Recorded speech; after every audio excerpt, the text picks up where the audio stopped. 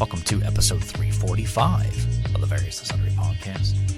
I'm your host, Matt Harmon, joined live in the Vault Studio on the beautiful campus of Grace College and Grace Theological Seminary by my good friend, my colleague, my co-host, and the man who survived the power outage of August 9th and 10th, John Scott Sloat.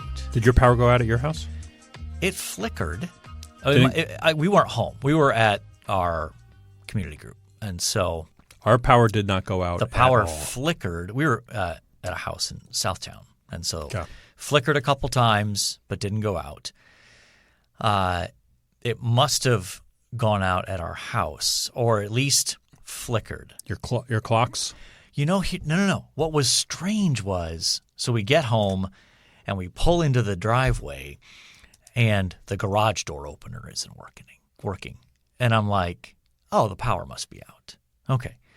So walk in the side door and go into the house and flip the lights. Like, oh, well, the lights work in here.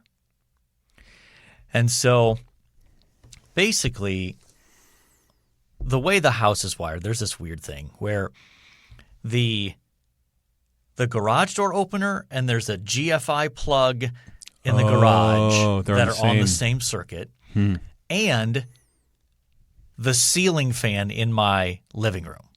Really? Yes. They're all on the same circuit. And there must have been maybe a surge of power that tripped the GFI plug in the garage. But it was so freaked out that even after I pushed it, like it would come back on for 5 seconds and then it would trip off again. But then I just left it overnight, went out this morning, hit the reset button, and now it's fine. It needed a good night's sleep. It just needed a good night's rest. And don't we all? Don't we all? I mean, aren't we often like that? Like, I know I'm like that. I can get a little feisty, a little curmudgeonly. Yeah, I have a 9-month-old. Yeah, and I get that. I just need a good night of sleep, and it resets. So not even a flicker at your not even a palatial state on the golf course? I would say we noticed some like changes in the lighting. Okay, like a dimming or something? Like a slight dimming, but it never like went out, came back on, anything like that. All right. It was just windy and rainy and quite frankly a little scary. Okay. So did you move down to the basement? No. Okay. So it wasn't that scary. No. Okay. It wasn't that scary. And there were no sirens, right? Sure. If there were sirens, yeah, we'd at least consider it, Yes. Or if you get the phone alert that just blasts, the sound. Get down. Yeah. We'd probably go. We have a basement bathtub. I'd probably go crawl into, Right? They say the bathtub is the spot to be. As long as it's a room with no windows, you're fine. It's a room with no windows, but then you have storage area that you could go into. That storage area. The bathroom, the benefit of the bathroom is it's like reinforced with pipes around you. Okay. Right? That's kind of what I've always heard, right? Okay. Is you get in a room with pipes, and the pipes can protect you if the whole house caves in on you. Yeah. But then, you came to campus this morning, and your office building. I didn't come to campus this morning. I didn't come in until after lunch. Well, because you knew that your office building was without power. Yeah. So I was following the NIPSCO map, and my favorite thing is they had the dot. Have you seen these outage maps? Yeah. Oh, yeah. And they had the dot over Grace College, and it said, customers affected. Do you know how many customers were affected on the Grace College dot? Well, is it assuming that that we have students on campus, and therefore it's like, one. It was one we pay one electric bill. Oh, that's how they do that. Okay. There was one customer affected. I think it's a little bit more than that. And I went like, well, yeah, like 12 buildings, but one customer. Though the power here in the seminary building was on this morning. Oh, was it? Because we got an email from our administrative assistant at like 8 o'clock or whatever, like, hey, just a heads up, the power is on here in the William Mail Center. Interesting. So one of my staff members who does not have a laptop came in to get something out of their office, and just instinctively flicked on the lights. Yeah, lights were working. Obviously, this morning we did not get the power's on, email to like 12:30. Now, the issue was the internet was pretty intermittent. Yeah. It wasn't working great. Sure. So I don't know that it was a little bit of a weird thing. Mm-hmm. Yeah. Yeah. We had the water main break on campus last week. Did you follow that? Minimally. I mean, I got the email updates because it was also around the same time that they were going to pave or resurface one of the parking lots, right? Yep. Yeah. Well, they came and dug up my parking lot in the middle of the workday. Your parking lot. Where I park. Yeah. With a big backhoe to fix that thing, and then we could not use any. We could not flush the toilet. We could not do anything while they were working out there. Mm-hmm. And then when they said, "Yeah, you're good," but we weren't allowed to drink it for 24 hours. Yeah.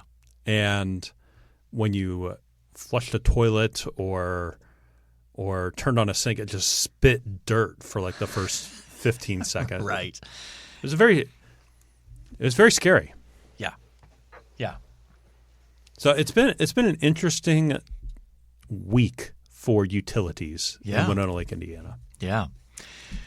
Well, if you'd like to contact the show and tell us your own survival story of the great power outage of August 9th and 10th, you can find us on X at VNSPod. You can email the show, variousandsunderypodcast@gmail.com. You can find us on Facebook and on YouTube, and we would love for you to leave a 5-star rating on whatever platform you access this free show. Mm-hmm. All right, John, let's talk a little sports. We're still a little bit in the lull, unless you're a baseball fan. And you're a baseball fan, but you've given up on your Mets because they're terrible and they're selling players and trading and that What's sort of funny thing. is they've started winning all of a sudden. Okay. When it doesn't matter. When it most likely doesn't matter unless they go on a Grimace-like run. Yeah. Has there been talk of bringing Grimace back to try to? No talk. Okay. I wouldn't be against it, but this is probably not the season to do it. Yeah.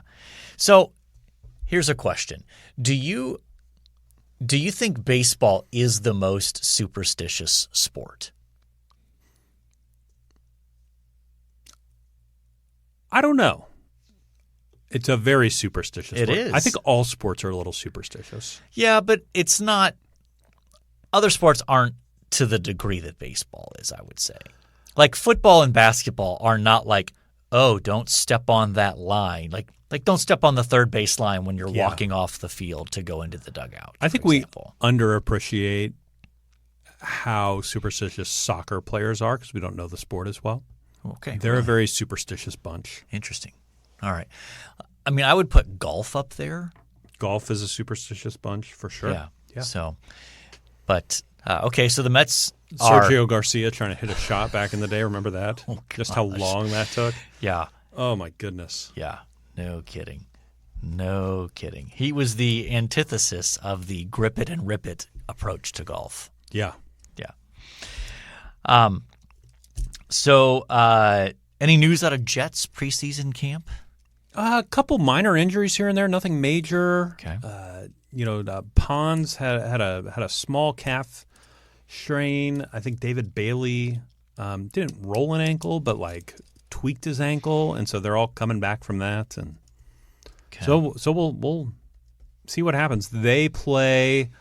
Oh my goodness, who do they have preseason wise on Friday? Is it Tampa? Do they play Tampa on Friday? So we've had the Hall of Fame preseason game, but that's the only preseason game so far, right? That starts in earnest this upcoming weekend. I believe correct? so. Yeah, I know the Jets are on Friday, and they play the Bucks. Okay, and so preseason has changed a lot in the last 7-8 years. Yeah, they're down to 3 games. Down to 3 from 4. Yep. And I mean, it used to be with 4, they would do like the first game, the starters would play like 1 or 2 series and be out. And then in the second, they would play maybe the first quarter. Yep. And then by the third, they would play the whole first half typically, and then like the first drive of the third quarter to kind of practice here's the halftime adjustments thing, and let's go out and execute it. And then the fourth game was just people fighting for roster spots. Yeah, it was maybe a few plays, if anything. Yeah. Now they've dropped that extra game, so it's down to 3, and it seems like coaches are just terrified to play starters. Yep. I mean, just terrified of injury. But I wanted to talk a little bit about have you followed this story at all? Like the 49ers coach, Kyle Shanahan. It was in a car accident, right? Yes.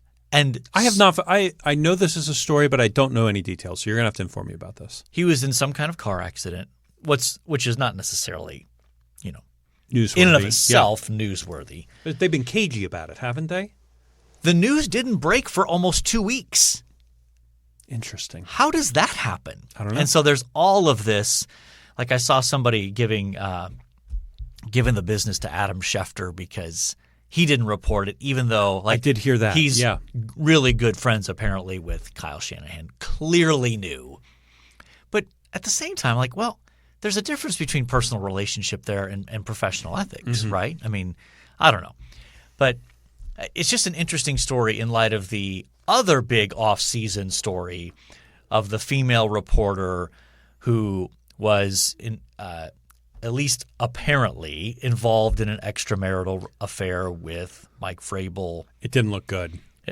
And she has left The Athletic. Yes. And, it has raised questions about her, obviously her journalistic ethics, but even just how is she acquiring information and how is information handled by the NFL and these people who are dependent on the NFL for their livelihood and that kind of thing. So yeah, certainly around Mike Vrabel. Yes, yeah, but it is a little like how does that happen?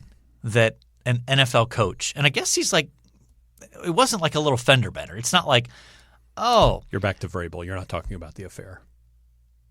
I'm back to Shanahan. Shanahan, excuse me. Yes. You're not talking about the affair with Vrabel. Correct. Okay. It's not just, Shanahan was not in this I didn't hit the brakes in time at a stop sign and I buckled your back fender there and like he was legitimately hurt, injured, and I think it was a solo crash. It wasn't him running into somebody else. So that raises all sorts of questions about, was there alcohol involved? Was he on his phone? Yeah. Or was he on his phone? So anyway.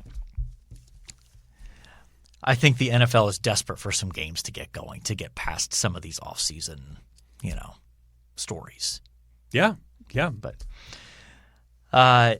we did mention, I think in our previous episode, that there's legislation before the U.S. Senate about the NCAA, the Protect College Sports Act.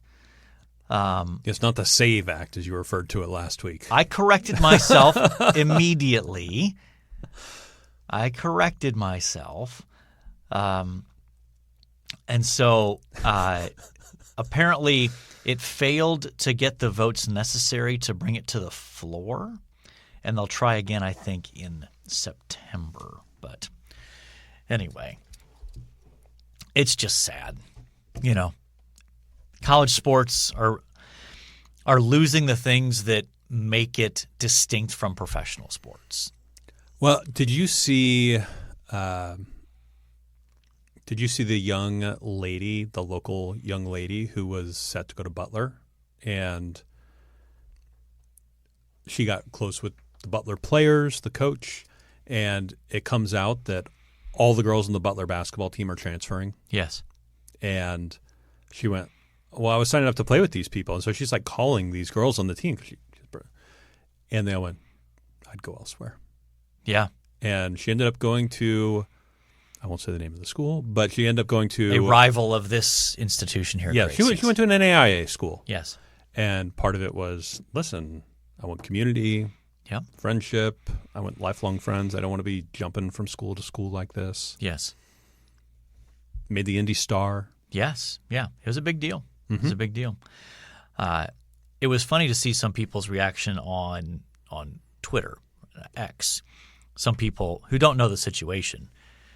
Oh, she's going to regret this. This is the biggest mistake of her life. Like, you don't know either the situation or you don't know this young woman and her family. Like, Yep. I don't know the young woman. I know her family. And this decision makes a lot of sense for her. And,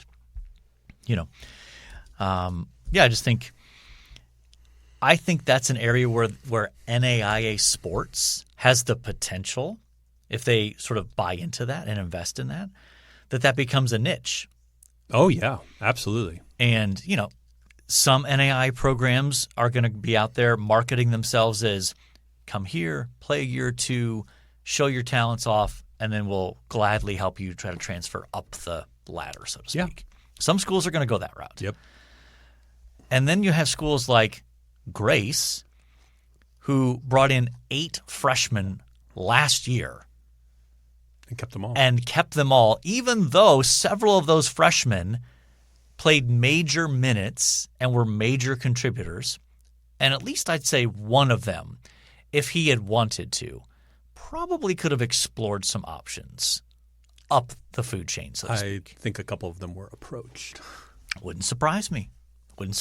So, I think we have to get away from the one size fits all. Mm-hmm. Like, people have this mindset of, well, the goal of playing athletics in college is to hopefully get to the pros and be a pro athlete, which even as the NCAA ads will tell you, like less than 1% of NCAA athletes go pro. Less than 1%. So that's probably not the best goal if you're like, it's this or nothing kind of thing. Mm-hmm. But strange times we live in, John. Strange times. Anything else in the world of sports? Rookie of the Year watch for the Mets. We have Carson Bench in left field, who is, I think after his first 30 games, is hitting well over 300 the rest of the season. But he's only played 30 games? No, first 30 games he hit like 180. Oh, okay. And then since he's been there the whole year. Since see. then has hit over 300. I see. So his average is like 298 right now. Okay. 11 homers. So we're on. He's got a long shot for Rookie of the Year. There's also Noah McLean, who he's a pitcher for the Mets, has the highest spin rate in baseball, and so can really spin a sweeper and a curveball. He's potential. He had a rough start to the season, as did the whole team. The Mets. He's got a shot as well for Rookie of the Year. All right. Interesting. Huh. So that's kind of what I got my eye on. There's a compensation draft pick if you have a rookie that wins Rookie of the Year. Really? You get a certain draft pick. Huh. Okay. So there's all these little things. And if you go above the luxury tax, you get less draft picks. So getting that is a big deal. Have you are you going to play fantasy football this fall? I'm not in a league currently. No. Okay. Just curious. No. I haven't been in a league in probably 5 years. I know years. you've done the fantasy baseball for how long now? 5 or 6 years now. Okay. I'd say maybe longer. All right. That's been great. Yeah. I can't keep up closely enough to manage the roster to care. You know what I mean? Yeah. Oh, now with football, it's not nearly the task that it is with baseball or basketball. Football, you're doing a weekly check, basically. Yeah. You log in Thursday morning, set the roster for the week. Mm-hmm. You're pretty much good to go. Yeah. The baseball one that I like, I check it daily, and basically I'm shuffling starters in to the lineup. Yeah. There are some guys in our league that really go bananas and are like on the waiver wire. I have very few waiver wire transactions. Most of the time, I'm shooting to draft well and stick with what my draft analysis tells me. Okay. I do a lot of work around the draft, and that's basically what I stick with. Okay. All right, John. Well, we need to transition to our main topic for the day. the last part, part 5 of our series on the Church Fathers, and Our fourth church father, because we did sort of an intro. correct, Right? Yeah. correct. Augustine. Yeah. Just a minor character in Yeah. church history. Yeah, you may or may not have heard of him. Yeah. And he came first, not the city in Florida. Yes, that's true. That's true. Yes, though the city in Florida, It's the oldest city in America. St. Augustine is how it's pronounced, correct? Yeah. And if you talk to most experts or theologians or church historians, they will probably tell you it should be pronounced Augustine. Augustine, yeah. Yeah. So, I have not been to St. Augustine, though. You haven't? No. Oh, it's a lovely town. Yeah. There was a Catholic church in my hometown that is named St. Augustine. Yeah. So, that was my first exposure to this individual. Yeah. A church named after him. Oh, the town is so. That's where we vacation as we go to St. Yeah. Augustine, and it is primo. All right. It is lovely. All right. So, what can you tell me about the man, Augustine? Oh, the man. Well, I wasn't prepared to talk about him. I was prepared to talk about the town. Well, we are not paid by the Tourism Bureau of St. Augustine to talk about Could be. them. Watch the insert ad here. You know.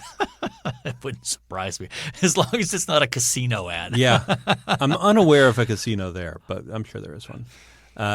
So the man is, I mean, gosh, where do you start with a behemoth like him? I mean, he's from North Africa. Yep. He is well educated. Yes. Ends up eventually in, and maybe I'm going too fast here and you want to back up. He ends up in Milan.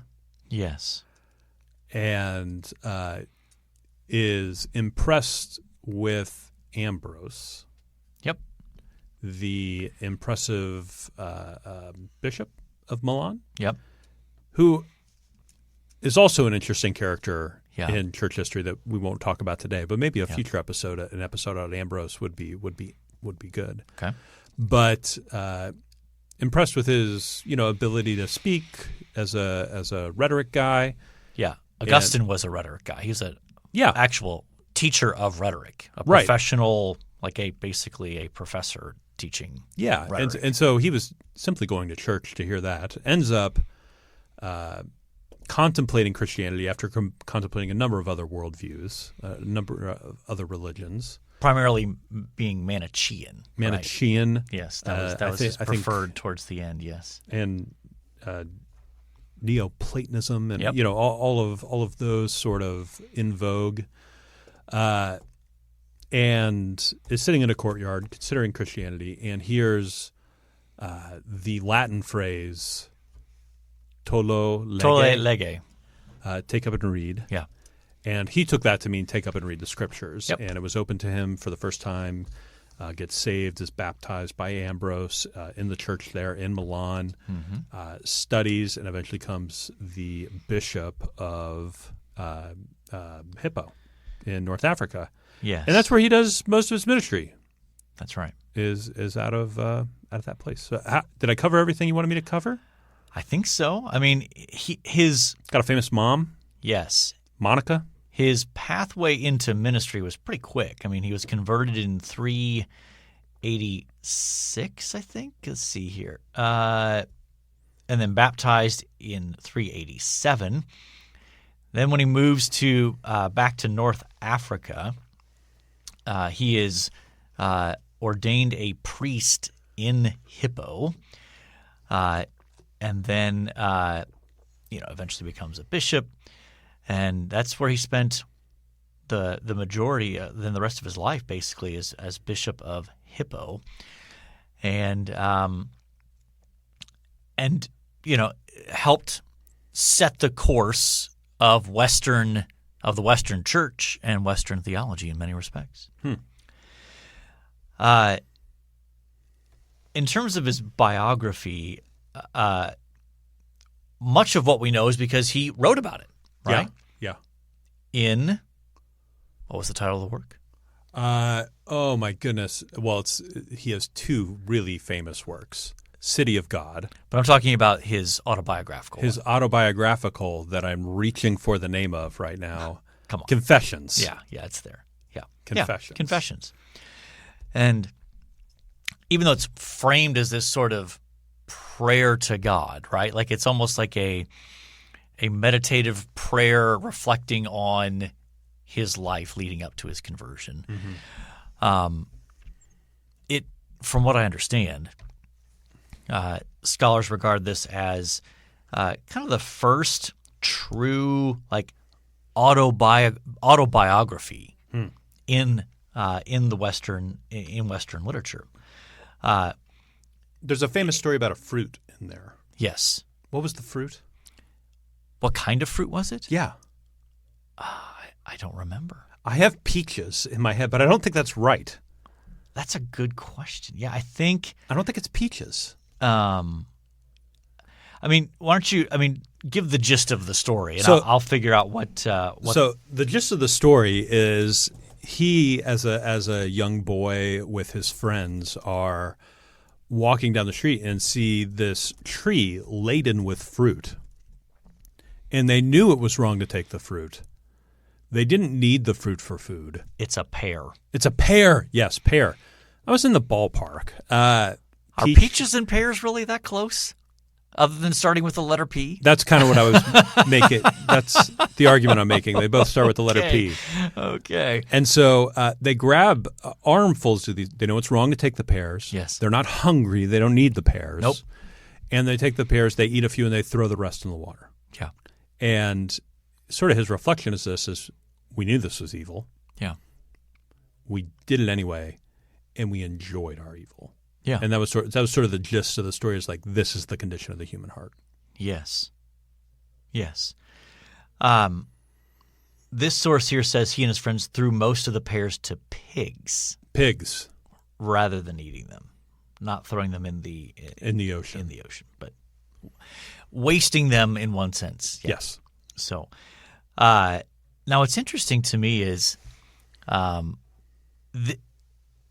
Augustine really sets the tone for this kind of deep, personal, what we would call today psychological introspection of reflecting on motives and the nature of sin. And so there's that famous story. And then another element running through his confessions is his essentially his acknowledgement of his sexually immoral past before becoming a Christian. Yeah. And some scholars have looked at that and seen that as formative in his mind when it comes to the nature of sin, and even some of his later views, which apparently kind of go to the other extreme of how he understands sexuality even within marriage. But so we've talked about Confessions. The other book that you mentioned as I mean, he's written. He has multiple books that have been formative for the Western theological tradition. So the other one you mentioned was City of God. What's going on with that? So as I understand it, City of God was written as, that is basically Augustine's side of the conversation, where he is writing. There's a interlocutor in Rome who is saying, well, Christianity is not true. The God of the Bible's rejected Rome with the Vandals that are coming in, with the Visigoths that are coming in, with the barbarian hordes that are taking over. Yeah, that the reason that Rome fell is they abandoned the pagan gods. Yeah. That's why Rome fell. And the reason they abandoned the pagan gods is that they became Christians, that they turned to Christianity. And Augustine writes, no. Let me explain this to you, and gives a defense. It's really the first, maybe not first. It's not the first apology, but it's an apologetics book. One of the one of the most foundational apologetics books we have. Yes, and it is. Have you read it? It's incredibly long. I've read like half of it. It's really long. I have a copy of it at home, and I've gotten through like half of it. I read it a long time ago. It's really long. And it is a, it's an attempt to try to articulate, in one sense, the relationship between the kingdoms of man and the kingdom of God, and how those two interact and that kind of thing. But it really has been definitive for even thinking about within the Christian tradition of how do we think about the relationship between earthly kingdoms and what God is doing. Yeah. And I think part of what's striking to me is even with the rise of more recent discussions of things like Christendom and Christian nationalism and these sorts of things, I don't hear a lot of people referring back to the city of God. And I think it might be helpful for y'all to read through that and wrestle a little bit and think through. And understand it, yeah. Yeah, I think that could be a helpful contribution to the conversation. Yeah. So, Augustine pushed back against two big heresies. Yep. Can you name them? Well, Pelagius. Yep. Yeah. Yep. Who would say we make our way to God, basically. Yeah. Yeah, that we're capable of doing enough, maybe with a little help from divine grace, but doing enough to be right with God. He didn't like that. No. And then the other one, what was it? This is like a fun quiz show where we're going. Was it Docetism? I always had Donatist in my head. Yes, because the issue is, does the efficacy of the sacraments, does it depend on the moral uprightness of the priest? In other words, if you were baptized by a priest that you later found out was, sexually immoral or abandoned the faith or whatever, Sure. does it count? And the Donatists will say, sorry, you're out of luck. And Augustine comes back and goes, that's silly. Stop it. That's my very short summary of a much more complex issue. And they were really big in North Africa. And we kind of forget Yes. them as a heresy. Yeah. Because they were so – because, I mean, really they kind of get wiped out by Islamic hordes sort of coming in, Islamic armies coming through North Africa just a couple hundred years later. And mostly they didn't exist. Yes. Much after that. Yeah. And whereas the Pelagians, continued on in some form or fashion. Yes. Yeah, they're the heresy that keeps on giving. Yeah, they are the ultimate whack-a-mole heresy. Yeah. You knock it back down into the ground, you're like, okay, done with that. And then it just pops up in a different spot with a slight twist on the same basic idea. Not all heresies at some level, right? They just kind of keep coming back up. Yeah, nothing new under the sun, really. Two other major works that have been significant that we haven't mentioned yet, De Trinitate, on the Trinity. On the Trinity, yep. So he did a lot of work on that, and that's he's in the aftermath of the initial wave of the Arian controversy, right? And so Nicaea and then Constantinople have essentially solidified an Orthodox understanding of the Trinity. But he's seeking to put it on even firmer ground and uses a lot of analogies to try to help us understand the nature of the Trinity, which is always, a little dangerous, right? Yeah, yeah. But that one, and then De Doctrina, so on Christian doctrine, which is important for hermeneutics. And that's played a significant role, I think, in the history of the church as well. So, well, I guess we don't know specifically how he died. We kind of know when. Yes, 430. And it's when we have some – I can't remember if it's the Vandals or the Visigoths. Might be the Vandals. Let's see here. Let me look through the notes. Yeah, so who's coming in and destroying things?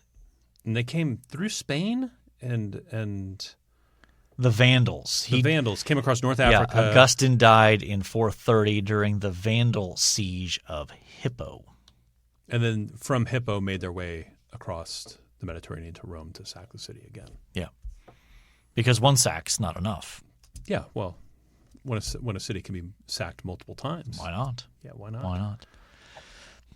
So, I mean, we've already kind of hinted at this, but as you think about Augustine, what are the major contributions you think of in terms of like doctrinal? Not necessarily like what book or things like that, but yeah. So I mean, I think of a couple, right? Sort of his understanding of sin and grace. Yep, that's big. Come up through confessions that come up through his debates with Pelagius. Yeah, right.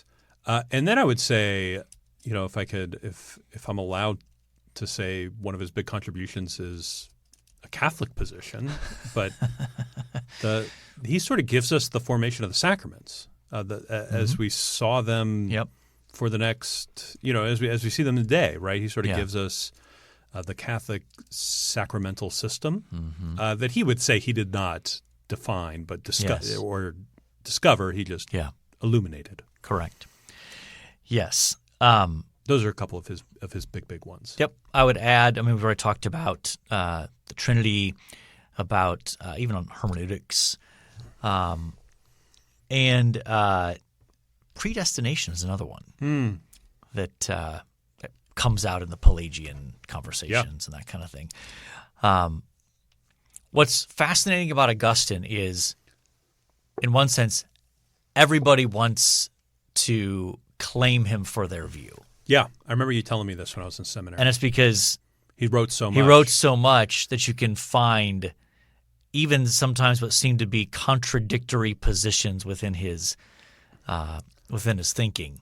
And so you get things like, maybe the Catholics will latch on to certain, texts or that sort of thing, and then Protestants will come along and go, oh, no. This is the one that really reflects what Augustine thought. Well, and Augustine, Ambrose, Jerome, these characters that all sort of live at about the same time, their works survive. Yes. Right? Where Athanasius, his works don't survive as much. Even going back a little earlier than that, their works are incomplete. Yeah. Not backing that stuff up on the cloud. I mean, come on. What are we doing? Whereas Augustine famously had the cloud. Obviously. But their works seem to persist in a way that others didn't. Yeah, for sure.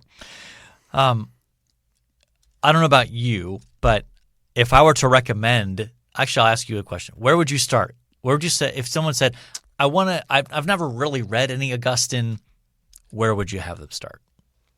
With primary sources? Is that primary sources. Okay. Not like a biography. Okay. I'm talking like primary sources. Primary sources, I'd probably start Confessions. Yeah. I think that's probably the easiest one to grasp. I agree. And I'd probably end with City of God.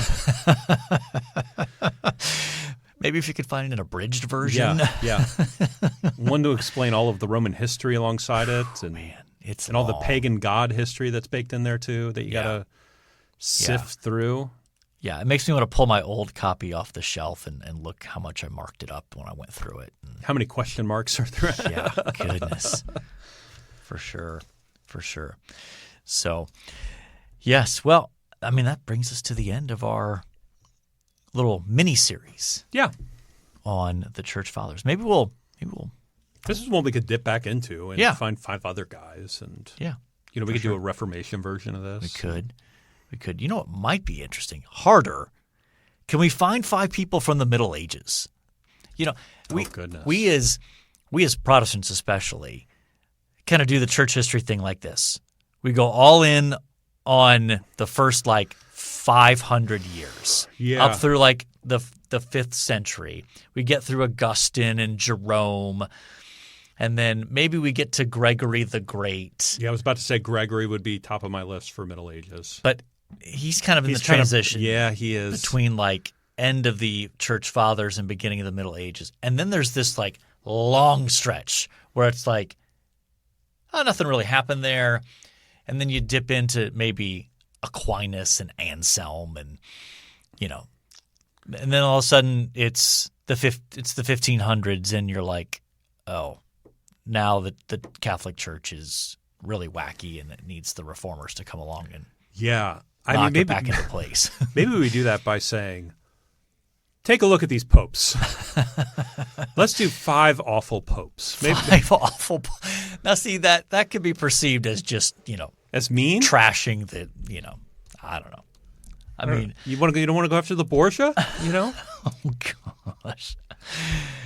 Showtime does this, We may not be able to keep our podcast away from the explicit rating if we go too far in that direction. So, all right. All right, John, time now for This Day in Sports History. All right, This Day in Sports History, August the 11th. Yeah. School's going to start, man. School's starting up. Shout out to my brother. It's his birthday on the 11th. James or Joel? Joel. Okay. Yeah. Joel's birthday's on August the 11th. Okay. 1919, on my brother's birthday, the Green Bay Packers football club is founded by George Calhoun and Curly Lambeau and is named after the sponsor, Indian Packing Company. Yep. Which I assume was in Green Bay. Yes. Okay. Poor Calhoun. Didn't get anything named after him. I know. 1961, the Milwaukee Braves, future Baseball Hall of Fame pitcher Warren Spahn, records career victory number 300, beating the Cubs 2-1 at County Stadium in Milwaukee.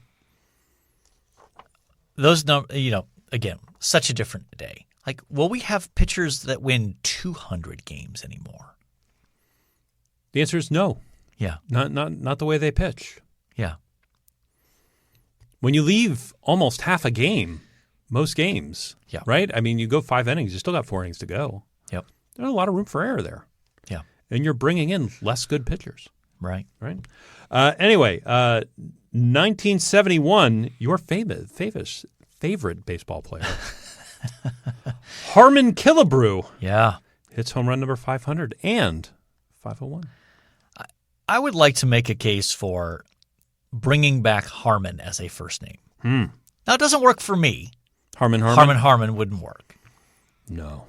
But, I mean, for those of you out there about to have a baby that's a boy, why not consider the first name Harmon? Well, why not the middle name Killebrew?